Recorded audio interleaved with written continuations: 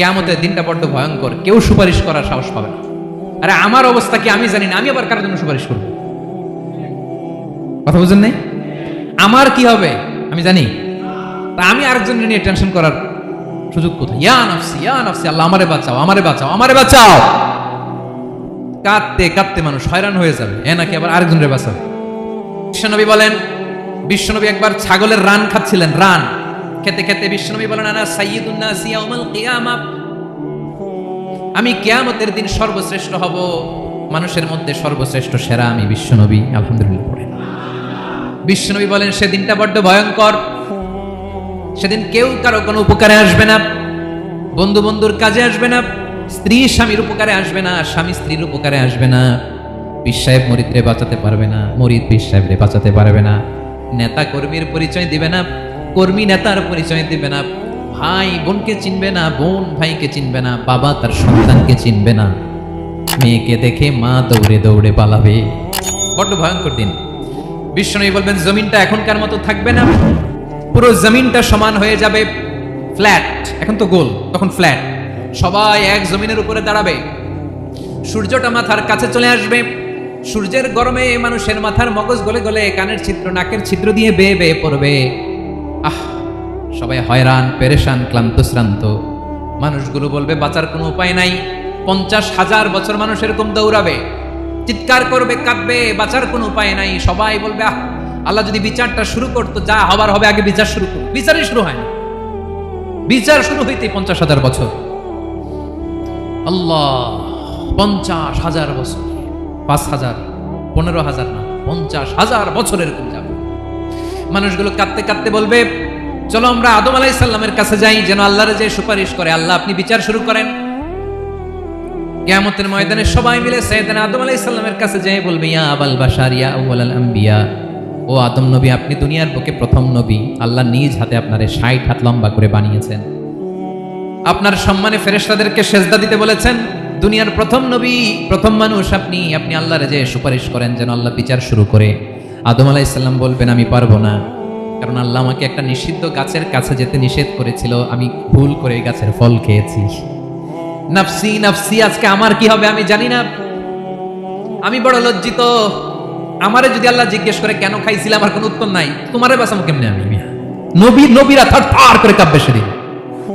আদম আলাইহিস সালাম বলবেন আমি পারবো না, মাফ করো আমাকে, আমি পারবো না, ওই যে ভুল করে গন্ধম খেয়ে ফেলেছি, নিষিদ্ধ গাছের ফল খেয়ে ফেলেছে, আমি বড় লজ্জিত অনুতপ্ত, আমি পারবো না।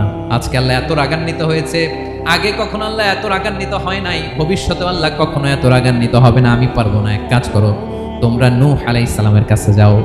কোন নবী? লোকেরা এবার পাগলের মতো দৌড়াতে দৌড়াতে আল্লাহর নবী নূহ আলাইহিস সালামের কাছে যেয়ে বলবে ইয়া নবী আল্লাহ নূহ আনতা আউয়ালুর রুসুলি ফিল আরদ, আপনি জমিনে প্রথম রাসূল। আদম আলাইহিস সালাম নবী ছিলেন, রাসূল ছিলেন না, এই দুনিয়ার বুকে প্রথম রাসূল ছিলেন আল্লাহর নবী নূহ আলাইহিস সালাম। সবাই বলবে ও নবী আল্লাহ নূহ, রাসূল আল্লাহ নূহ, আল্লাহ আপনাকে আবদান শাকুরা, শুকরগুজার বান্দা বলে কোরআনে বলেছে। কোরআনে নূহ আলাইহিস সালামের নামেও সূরা আছে না নাই? আপনি আল্লাহর প্রিয় বান্দা, প্রিয় রাসূল। দেখেন আমাদের কি দশা, ঘামতে ঘামতে শেষ, জমিনটা তামার জমিন, সূর্যটা মাথার কাছে, কি করবো আর পারি না, ঘামতে ঘামতে আর কত ঘামবো, কত দাঁড়িয়ে থাকবো। আল্লাহরে যে বলেন বিচার যেন শুরু করে। নূহ আলাইহিস সালাম বলবেন আমিও পারবো না, আমিও পারবো না, আমি আমার ছেলের জন্য এক কথা বলে ভুল করে ফেলছি। যখন মহাপ্লাবন হবে আমি বললাম আল্লাহ আমার কলিজার টুকরা সন্তান রে বাঁচান। আল্লাহ বললেন ও নূহ সে তোমার সন্তান না, কারণ সে ঈমান আনে নাই, সে পাহাড়ের উপর দাঁড়িয়েছে, দেখি কেমনে সে বাঁচে। ওই যে আমি একটা না বুঝে আবদার করেছি, আল্লাহ আমার উপর রেগে গিয়েছিলেন। আজকে আল্লাহ ওই ব্যাপারে যদি আমারে প্রশ্ন করে, আমার কোনো জবাব নাই, আমি পারবো না, মাফ করো। তোমরা সবাই মিলে আল্লাহর খলিল ইব্রাহিম আলাইহিস সালামের কাছে যাও।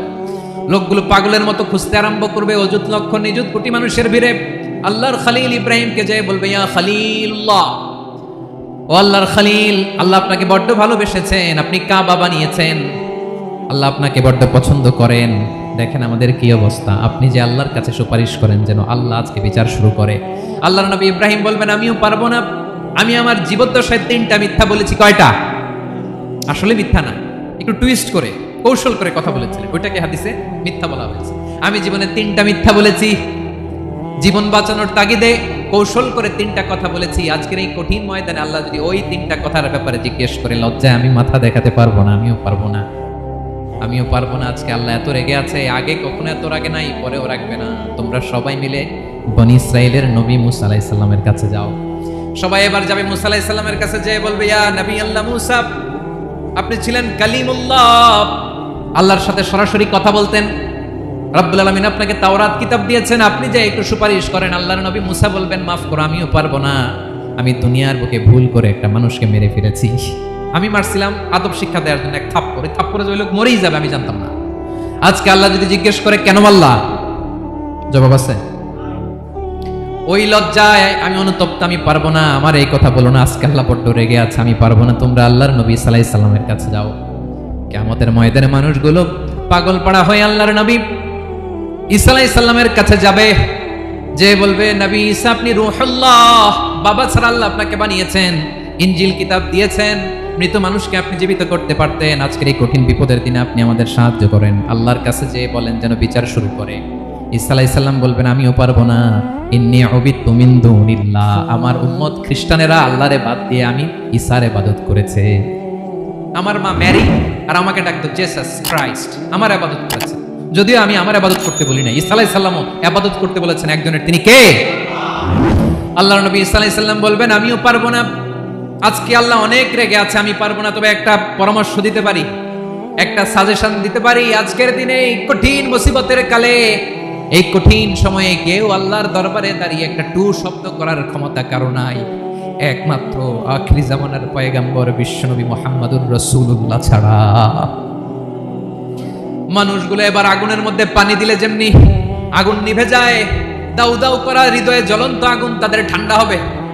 কিয়ামতের ময়দানে ওই বিভীষিকাময় সময়ে, মুসিবতের কালে মানুষগুলো পাগল হয়ে বিশ্বনবীকে খুঁজতে আরম্ভ করবে। সবাই মিলে বিশ্বনবীর কাছে যেয়ে বলবে, ইয়া রাহমাতাল লিল আলামিন, ইয়া খাতামান নবীন, রাহমাতাল লিল আলামিন। দেখেন আমাদের কি অবস্থা, কি কঠিন বিপদে আমরা আছি, দাঁড়াতে পারি না, সূর্যের আলোতে ঘেমে হয়রান। আজকে কেউ সুপারিশ করতে পারবে না। সব নবীরা অপারগতা স্বীকার করেছে, তারা বলেছে আপনি ছাড়া কেউ নাকি আল্লাহর সামনে দাঁড়াতে পারবেন না, আপনি একটু সুপারিশ করেন। বিশ্বনবী বলবেন, আসো আসো, আজকের দিনে আমি ছাড়া আল্লাহর সামনে কেউ দাঁড়াতে পারবে না। বিশ্বনবী মাকামে মাহমুদে যে আল্লাহু আকবার বলে সিজদায় লুটিয়ে পড়বেন। আল্লাহ রাব্বুল আলামিন বিশ্বনবীকে এমন কিছু চমৎকার শব্দ শেখাবেন, ওই শব্দগুলো দিয়ে আল্লাহর প্রশংসা করে বিশ্বনবী কাঁদতে আরম্ভ করবেন। বিশ্বনবী এমন ভাবে অজর দ্বারায় সিজদায় লুটিয়ে পড়ে কাঁদবেন, রব্বুল আলামিনের রহমতের দরিয়ায় জোশ লেগে যাবে। রব্বুল আলামিন এই দৃশ্য থেকে সহ্য করতে পারবেন না। রব্বুল আলামিন বলবেন, ইয়া মুহাম্মদ ইরফা রাসাক, ও নবী আপনি মাথা তোলেন, মাথা তোলেন, আপনার কান্না আমি সহ্য করতে পারি না। নবী আপনি মাথা তোলেন, সাল তুতা, আজকে আপনি যা চাবেন তাই দেব। নবী আপনি সিজদা থেকে মাথা তুলেন, সাল তুতা, যা চাবেন তাই দেব। ওয়াশফা তুশাফা, যার জন্য সুপারিশ করবেন তার সুপারিশ কবুল করে নেব। বিশ্বনবী এবার মাথা তুলবেন। যে বিভীষিকাময় সময়ে প্রত্যেক নবী বলেছেন আমি পারবো না, প্রত্যেক নবী বলেছেন নফসি নফসি, আমার কি হবে আমি জানি না, আল্লাহ আমারে বাঁচাও। প্রতিটি নবী বলবেন নফসি নফসি, আল্লাহ তুমি আমারে বাঁচাও, আমারে বাঁচাও। বিশ্বনবী মাথা তুলবেন, তুলে বলবেন রব্বি হাবলি উম্মতি, আল্লাহ তুমি আমার গুনাহগার উম্মতকে বাঁচাও। এই দুনিয়ার বুকে রব্বুল আলামিন সব নবীকে একটা করে দাওয়া মুস্তাজাবা দিয়েছেন, মানে যে দোয়া করলে কবুল হয়ে যায় সাথে সাথেই। দাও বিহা, দুনিয়ার সব নবীরা ওই দোয়াটা দুনিয়ায় করে ফেলেছে। সব নবীকে আল্লাহ একটা করে দোয়া দিয়েছেন, নবী দোয়া করলেই কবুল, সব নবীরা ওই দোয়া করে ফেলেছে দুনিয়াতে। বিশ্বনবী বলেন আমি করি নাই। ওয়া ইন্নী আখতাবিউ দাওয়াতি শাফাআতান লি উম্মতি ইয়াউমাল কিয়ামাহ, আমার ওই স্পেশাল দোয়াটা আমি দুনিয়ার বুকে কঠিন বিপদে পড়েও কোনোদিন করি নাই। আমি আমার স্পেশাল দোয়াটা কিয়ামতের দিন আমার গুনাহগার উম্মতকে সুপারিশের জন্য রেখে দিয়েছি। আল্লাহ বলবেন নবী ইরফা রাসাক, মাথা তোলেন, আর কাটবেন না। বিশ্বনবী মাথা তুলবেন, আল্লাহ বলবেন সাল তুতা, আপনি যা চাবেন তাই দেব। ওয়াশফা তুশাফা, সুপারিশ করেন, সুপারিশ কবুল করব। বিশ্বনবী বলবেন আল্লাহ ওই স্পেশাল দোয়াটা দুনিয়াতে করি নাই, আজকে আমি তোমার দরবারে দাঁড়িয়ে কিয়ামতের দিন ওই দোয়াটা করছি। আল্লাহ আমার যে উম্মতের হৃদয়ে যাররা পরিমাণ ঈমান আছে, আমার একটা উম্মতকেও তুমি জাহান্নামে ঢোকাতে পারবা না। বিশ্বনবী পাগলের মতো একবার হাউজে কাউসারে যাবেন, একবার সিরাতে যাবেন, একবার পুলসিরাতের দিকে, একবার হাউজে কাউসারের দিকে পাগলের মতো দৌড়াতে থাকবেন, তার কোনো গুনাহগার উম্মত যাতে জাহান্নামে ঢুকে না যায়। সেদিন কেউ সুপারিশ করতে পারবে না, বিশ্বনবী ছাড়া। এজন্য 5 নম্বর আল্লাহ বললেন, মান যাল্লাযী ইয়াশফাউ ইনদাহু ইল্লা বিইযনিহি। কার সাহস আছে, কার এত বড় বুকের পাটা কিয়ামতের কঠিন দিন আল্লাহর সামনে দাঁড়িয়ে সুপারিশ করবে? কার ক্ষমতা নেই, কারো ক্ষমতা নাই। বিশ্বনবী সেদিন সিজদায় পড়ে উম্মতের জন্য কাঁদবেন, সবাই কাঁদবে, নাফসি নাফসি, আল্লাহ আমারে বাঁচাও, আল্লাহ আমারে বাঁচাও। বিশ্বনবী বলবেন, উম্মতি উম্মতি। বিশ্বনবী আমার জন্য কাঁদবেন, আপনার জন্য কাঁদবেন, আমাদের জন্য সেদিন কেঁদে কেঁদে জাহান্নামের দরজায় দাঁড়িয়ে আমাদেরকে টেনে টেনে জান্নাতে ঢুকাবেন। এজন্য এই বিশ্বনবীর ভালোবাসা যেন আমাদের হৃদয়ে ভরপুর থাকে। আমার ভাইয়েরা, প্রতি শুক্রবার বিশ্বনবীর উপরে বেশি বেশি যেন আমরা দুরূদ পড়ি। আমরা যখন বিশ্বনবীর সালাম দেই, দুরূদ পড়ি, একদল স্পেশাল ফেরেশতা আছে যারা বিশ্বনবীর দুরূদটা নিয়ে সরাসরি বিশ্বনবীর রওজায় যায়, যে বলে অমুকের বেটা অমুক আপনারে সালাম দিয়েছে। বিশ্বনবী নিজ কবরের থেকে নিজেই সালামের উত্তর দেয়। বিশ্বনবীর ভালোবাসা যেন আমাদের হৃদয়ে থাকে, বিশ্বনবীর সুন্নাহ দিয়ে যেন আমাদের জীবনটাকে সাজাই। পারা যাবে ইনশাআল্লাহ। বিশ্বনবীর ভালোবাসা ছাড়া কেউ জান্নাতে ঢুকতে পারবে? বিশ্বনবীর পক্ষে আমরা বলবো, বিশ্বনবীর পক্ষে আমরা লিখবো, বিশ্বনবীর জন্য আমরা আমাদের কলিজার রক্ত বিলিয়ে দিব, ঠিক কিনা বলেন? সেদিন বিশ্বনবী ছাড়া কেউ সুপারিশ করতে পারবে না। 5 নম্বর আল্লাহ বললেন, মান যাল্লাযী ইয়াশফাউ ইনদাহু ইল্লা বিইযনি। কে আছে সুপারিশ করবে আল্লাহর সামনে? আর আপনি আপনার বাবার দরবারে যে সিজদা দেন, হ্যাঁ? ইব্রাহিম আলাইহিস সালাম থারথার করে কাঁপবে আর বলবে, নাফসি নাফসি, আল্লাহ আমারে বাঁচাও। মুসা আলাইহিস সালাম থারথার করে কাঁপবে, আল্লাহ নাফসি নাফসি, আমারে বাঁচাও। আর আপনি পীরের দরবারে যে সিজদা দেন, কোথায় আছেন আপনি? খবরদার, কেউ বাঁচাতে পারবে না। যাকে ইল্লা আল্লাহ যাকে অনুমতি দেন, বিশ্বনবীকে দিবেন, নবীদেরকে দিবেন, এরপরে আল্লাহ তার স্পেশাল ওয়ালিদেরকে, মুত্তাকিনদেরকে, শহীদদেরকে, সিলেক্টেড বান্দাদেরকে দিবেন। কিন্তু কাকে দিবেন, কার জন্য দিবেন, দুনিয়ার কেউ জানে না একজন ছাড়া। তিনি কে? আল্লাহর ওয়ালিদেরকে, নেককার লোকদেরকে আল্লাহ সুপারিশের অনুমতি দিবেন। কিন্তু আপনি যারে মানেন, যার পায়ে সিজদায় লুটিয়ে পড়ে থাকেন, তারে যে আল্লাহ দিবেন, এটার কোনো গ্যারান্টি আছে? কথা বলেন। এজন্য জপতে হবে একজনের নাম, আওয়াজ করে বলুন, তিনি কে? আয়াতুল কুরসির 5 নাম্বার কথা হচ্ছে, সেদিন কেউ কারো উপকারে আসবে না, সুপারিশ করার সুযোগ পাবে না, আল্লাহ যাকে অনুমতি দেয় তিনি ছাড়া। কয়টা গেল? 6 নম্বর আল্লাহ বললেন, ইয়ালামু মা বাইনা আইদিহিম ওয়া মা খালফাহুম। তোমাদের সামনে, তোমাদের পেছনে যখন যেটাই ঘটুক না, জানে কে? আওয়াজ করে বলুন, কেউ যেটা জানে না, জানে কে? কেউ যেটা দেখে না, দেখে কে? কেউ যেটা শোনে না, শোনে কে? ইয়ালামু মা বাইনা আইদিহিম ওয়া মা, দৃষ্টিগোচর, দৃষ্টির বাইরে যা ঘটে কে জানে? তবে ঘরের ভিতরে ঢুকে জানালা বন্ধ করে লাইট অফ করে যদি আমরা কিছু করি, ওইটা আর আল্লাহ জানে। হ্যাঁ, জানে? ওইটাও জানে। যত কালো পর্দা লাগায়া লাইট বন্ধ করে একা একা পাপ করেন, দেখে কে? এজন্য অন্ধকারে পাপ করলেও সেখানে আল্লাহর দৃষ্টি আছে না নাই? আলিমুল গায়বি ওয়াশ শাহাদা, দৃশ্য অদৃশ্য সব জানেন, সব। আল্লাহ বলেন, ওয়া আসিররু কাওলাকুম আও ইজহারু বিহি ইন্নাহু আলিমুম বিদাতিস সুদূর। প্রকাশ্যে করো কিংবা গোপনে করো, সব জানেন। এমনকি অন্তরে অন্তরে কি ভাবো তাও জানেন। মুখে গালি দেন নাই, মনে মনে গালি দিচ্ছেন, ওটা তো আল্লাহ জানেন। হ্যাঁ, অন্তরে যা আছে ওইটাও। ইয়ালামু খাইনাতাল আয়ুন ওয়া মা তুখফিস সুদূর। চোখ দিয়ে, অনেকে দেখবেন চোখ দিয়ে চোখ মারে, ওইটাও আল্লাহ দেখেন। বিচার করতেছে, বিচারককে ঘুষটুস দিয়ে আপনি চোখ মারলেন, যে এইভাবে না ওইভাবে কর, এটা তো আল্লাহ দেখে, দেখে নাই? হ্যাঁ, খাইনাতাল আয়ুন, চোখের খেয়ানত দেখে। ওয়া মা তুখফিস সুদূর, অন্তরে যেটা লুকায় রাখো এটাও তিনি দেখেন। এজন্য আল্লাহ বলেন 6 নম্বর কথা হচ্ছে, ইয়ালামু মা বাইনা আইদিহিম ওয়া মা খালফাহুম। সামনে পেছনে যা ঘটে সব জানে কে? কথা ক্লিয়ার? 7 নম্বরে আল্লাহ বললেন, ওয়ালা ইউহিতুনা বিশাইইম মিন ইলমিহি ইল্লা বিমা শা। কেউ তার জ্ঞানকে পরিব্যাপ্ত করতে পারে না, পরিবেষ্টন করতে পারে না। তার জ্ঞানে কি আছে কেউ জানতে পারে না, ততটুকু ছাড়া যতটুকু তিনি জানেন। সুবহানাল্লাহ। নবীরা কি সব জানেন? বিষ্ণু ইসা ইসলাম সব জানতেন না। আল্লাহ তাআলা নবীদেরকে যতটুকু জানান ততটুকুই নবীরা বলে, ঠিক কি না? ওয়া মা ইয়ানতিকু আনিল হাওয়া ইন হুয়া ইল্লা ওয়াহয়ুন ইউহা। আল্লাহ যতটুকু জানায় নবীরা ততটুকু বলতে পারে, এর বাইরে বলতে পারে না। আল্লাহ যতটুকু জানায় ততটুকু। আমাদের জ্ঞান যা আছে দিছে কে? সবাই বলুন, কে দিছে? এজন্য আল্লাহ বলে, আমি যদি জ্ঞান দেই তাইলে তোমরা জ্ঞান পাও, এছাড়া জ্ঞানের কোনো মাধ্যম দুনিয়াতে। আর আমাদের জ্ঞান একেবারে কম, এই জ্ঞান নিয়ে আমরা বড়াই, কত বড়াই করি, জ্ঞানের কত বড়াই, গর্ব অহংকার, কত গরম আছে না নাই? কি জ্ঞান আছে আপনার? কি জানেন বলেন? ভবিষ্যৎ জানেন? কালকে কি হবে জানেন? তো কি জানেন আপনি? কালকে কি হবে এটাই তো জানি না, এখন কি হবে তাই জানি না, পিছনে কি করছিলাম এটা মনে রাখতে পারি না।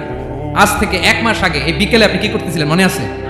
এত দূরে যাওয়া লাগবে না। আজ থেকে 1 সপ্তাহ আগে রাত্রে বেলায় কি খাইছিলেন মনে আছে? আজ থেকে 5 দিন আগে কোন জামাটা পড়ছিলাম মনে আছে? তো কি জানেন আপনি? কিছুই না। আমাদের জ্ঞানকে আল্লাহ বলেছেন কলিল। কি বলেছেন?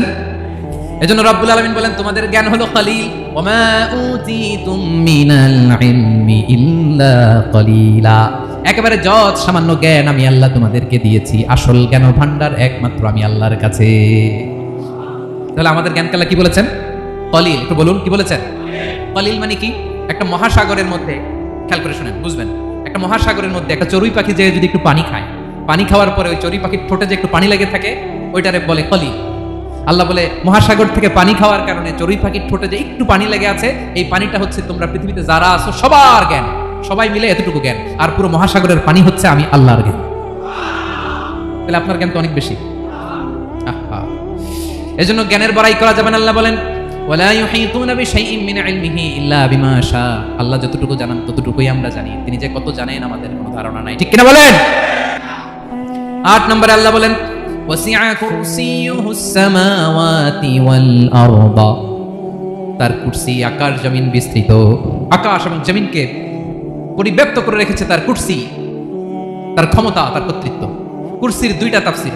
এক তাফসীর হলো কুরসি মানে ক্ষমতা, তার ক্ষমতা, কর্তৃত্ব, আকাশ জমিন বিস্তৃত। কুরসির আরেকটা ব্যাখ্যা হচ্ছে সরাসরি কুরসি, যেখানে আল্লাহ পা রাখে। কি রাখে? তার মানে হুজুর আল্লাহর পা আছে? আছে। কেমন আমরা জানি না, আমাদের পায়ের মতো না। সুবহানাল্লাহ পড়েন। তো তাইলে আল্লাহ কার মতো? আল্লাহ আল্লাহর মতো। সুবহানাল্লাহ পড়েন। লাইসা কামিসলিহি শাই, কোনো কিছু তার মতো নয়। তো তিনি কার মতো? তিনি তার মতো। ওয়ালাম ইয়াকুল্লাহু কুফুয়ান আহাদ। ওয়াসিআ কুরসিয়ুহুস সামাওয়াতি ওয়াল আরদ। তার কুরসিটা আকাশ জমিন বিস্তৃত। এটা ঊর্ধ্ব জগতের কথা। অথবা হাতে বাইরা কোন জগৎ? ঊর্ধ্ব জগৎ শুরু হয় এই যে এখান থেকে, মাথার উপর থেকে ঊর্ধ্ব জগতের শুরু।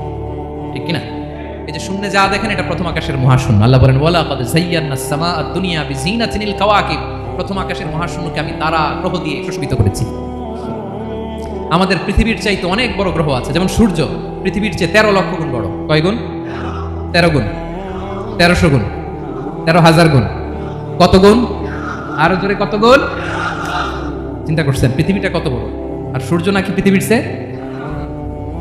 তার মানে সূর্যই কি সবচেয়ে বড় না? সূর্যের চেয়ে কোটি কোটি গুণ বড় তারা আছে।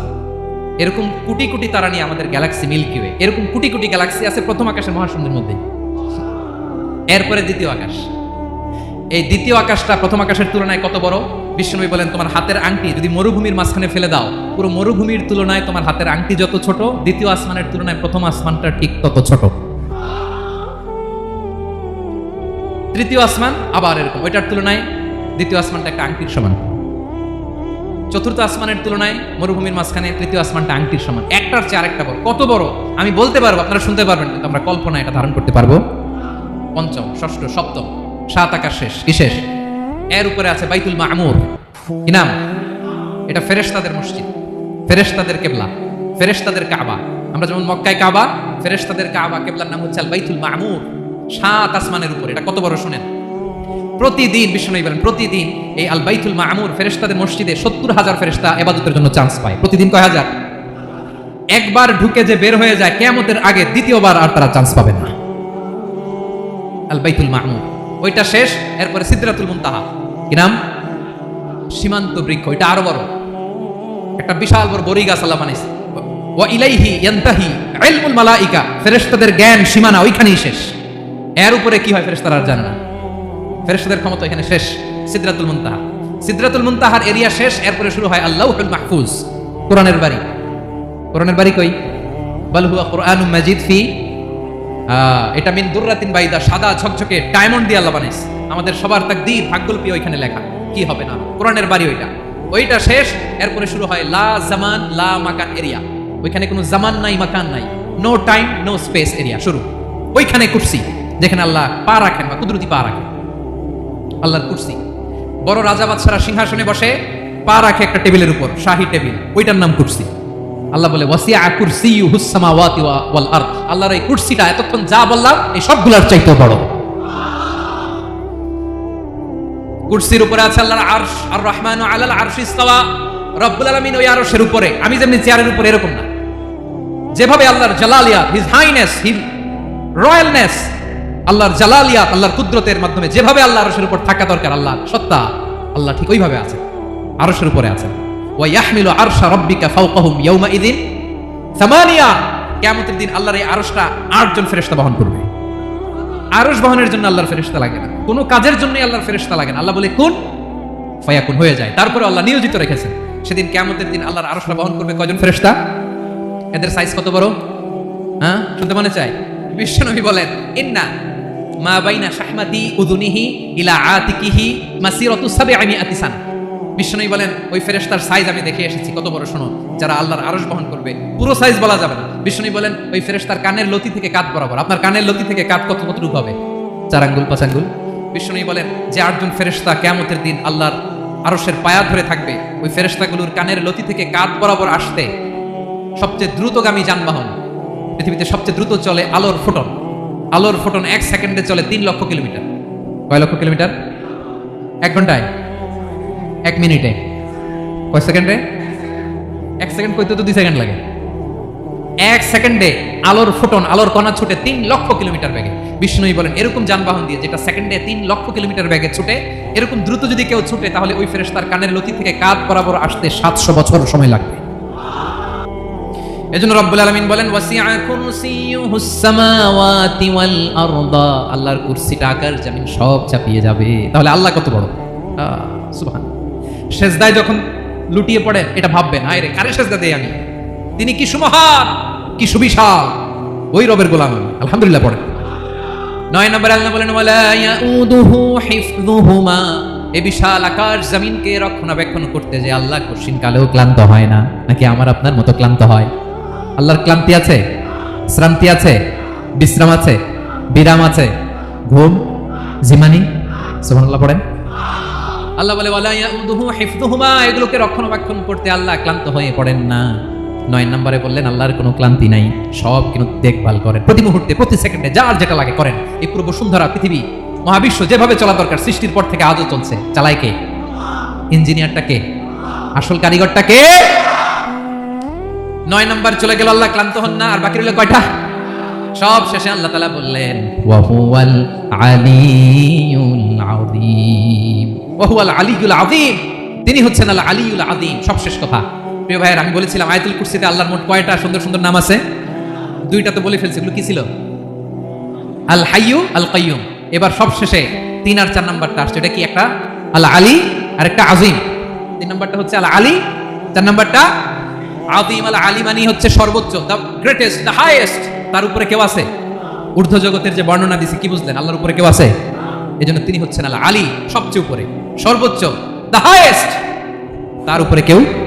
এজন্য আল্লাহ বলেন, সাব্বিহ ইসমা রাব্বিকাল আ'লা। আল আলিয়ার আল আ'লা কাছাকাছি অর্থ, প্রশংসা করো ওই আল্লাহর যিনি হলেন আ'লা, সবচেয়ে বড়। তার চেয়ে বড় কেউ আছে নাকি?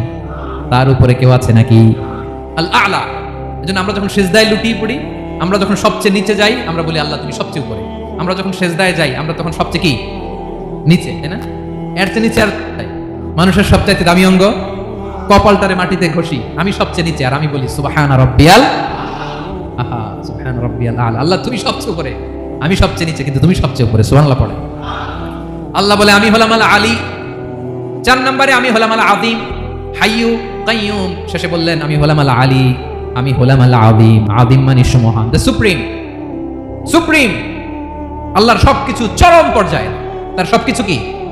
আল্লাহর শাস্তি চরম পর্যায়ে, আল্লাহর দয়া পরম পর্যায়ে, তার সৃষ্টি প্রকাণ্ড, তার ক্ষমতা প্রচন্ড। তিনি আল আলী, আল আযীম। আওয়াজ করে পড়েন আল্লাহু আকবার। আল্লাহ বলে, আমি হলাম আল আলী, আমি হলাম আল আযীম, আমি হলাম সুমহান। আমার সবকিছু বড়, আমার শাস্তি বড়, আমার দয়াও বড়, মায়াও বড়। আমি যখন শাস্তি দেই, আমার শাস্তির মতো কেউ শাস্তি দিতে পারে না। আমি আল্লাহ সব সময় ধরি না, ধরলে ছাড়ি না। ঠিক কি না? ধরে ধরে ধরে না, ধরলে আল্লাহ সাবধান। যখন আযাব আসবে, গজব আসবে, পালাবার জায়গা খুঁজে পাওয়া যাবে। সামান্য ভূমিকম্প দিলে আমাদের অবস্থা কি হয় দেখেন তো? হ্যাঁ, সামান্য একটু ভূমিকম্প দিলে বাঁচার উপায় আছে? আল আযীম, ইন্না যালজালাতাস সাআতি শাইউন আযীম। কিয়ামতের সেই প্রকম্পনটা বড় ভয়ঙ্কর, বড় ভয়ঙ্কর। এজন্য আমরা সে আল্লাহর ইবাদত করি যিনি কখনো ঘুমান না, যিনি ক্লান্ত হন না, যার লয় নাই, যার কোনো ক্ষয় নাই, যিনি ছাড়া আমাদের বাঁচার কোনো উপায় নাই। ঠিক কিনা বলেন? 10 নম্বর ক্লিয়ার? আলহামদুলিল্লাহ পড়েন। যা বললাম আমরা যেন আমল করতে পারি। তাহলে একটি আয়াতের তাফসীর শুনলাম। আয়াতটার নাম প্রত্যেক ফরজ নামাজের পরে পড়বেন, সকাল সন্ধ্যা পড়বেন, ওয়াজিফা হিসেবে মানবেন তো? কোন সূরায়? আয়াত নাম্বার মোট কয়টা কথা? 1 নাম্বার, আল্লাহ ছাড়া কোনো ইলাহ নাই, তাকে ছাড়া কাউকে সেজদা দেব। 2 নাম্বার, তিনি আল হাইয়ুল কাইয়ুম, সব মরবে তিনি মরবে, গোটা বিশ্ব তার কাছে ঠেকা, তিনি কারো কাছে ঠেকা। 3 নাম্বার, তার ঘুমও নাই, ঘুমের আগে যে ঝিমুনি আছে সেটাও। 4 নাম্বার, আকাশ জমিন এর মাঝে যা আছে সবকিছুর আসল মালিকানা কার? 5 নাম্বার, কিয়ামতের দিন যখন থারথার করে নবীরা কাঁপবে, তার অনুমতি ছাড়া কেউ আল্লাহর দরবারে দাঁড়িয়ে সুপারিশ করতে পারবে। 5 নাম্বার, আমাদের সামনে পেছনে উপরে নিচে প্রকাশ্যে গোপনে যা ঘটে কেউ দেখে না, দেখে কে? কেউ জানে না, জানে কে? আল্লাহর জ্ঞানের বাইরে নতুন করে কেউ জ্ঞান প্রডিউস করতে পারে না। তিনি যতটুকু জানায় ততটুকুই জানি, তিনি না জানালে জানানোর সাধ্য কারো। তার কুরসি, তার কর্তৃত্ব ক্ষমতা আকাশ জমিনকে বিস্তৃত করে আছে, ঠিক কিনা বলেন? কিন্তু মহাবিশ্বকে পরিচালনা করতে, রক্ষণাবেক্ষণ করতে তিনি খুব ক্লান্ত হয়ে যায় না? ক্লান্ত হয়? তিনি আল আলী, দ্য হাইয়েস্ট, সর্বোচ্চ, আল আযীম, দ্য সুপ্রিম, তার ক্ষমতার সামনে দাঁড়াবার ক্ষমতা কারো নাই, ঠিক কিনা বলেন? সে আল্লাহর গোলাম হতে পারে, আমরা খুশি না বেজার? আমরা যা করবো ওই আল্লাহর খুশি করার জন্য করবো, যা করবো আল্লাহর রাজি খুশির জন্য করব। মনের দুঃখ জ্বালা ফেসবুকে শেয়ার দেওয়ার আগে আমি শেয়ার দেবো কার সাথে? পারবেন? পারবেন? আল্লাহরে ভালো লাগে? আল্লাহরে মায়া লাগে? আল্লাহর কাছে চোখের পানি ছেড়ে কাঁদতে ভালো লাগে? আল্লাহর কাছে বলেন, ইদা সাআলতা ফাসআলিল্লাহ, বিষ্ণু বললেন যখন চাইবে আল্লাহর কাছে চাইবে। ওয়া ইদা ইসতাআনতা ফাসতাঈন বিল্লাহ, সাহায্য করার মালিক একজন, তিনি কে? আল্লাহ তাআলা আমাদের সবাইকে কথাগুলো বুঝার আমল করার তৌফিক দান করুন।